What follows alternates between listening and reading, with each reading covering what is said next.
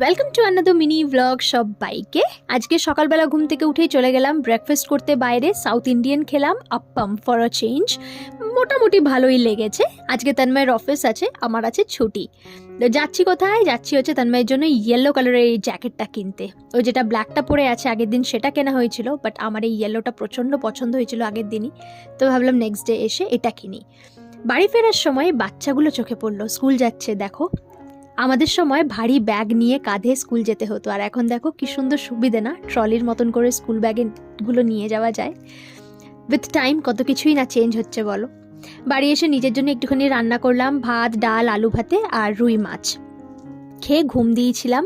ঘুম থেকে উঠে এবার রাতের ডিনারটা প্রিপেয়ার করছি। মশলা মশলা করে একটু বেগুন বানিয়েছি আর বিট, গাজর আর আলুর একটা তরকারি।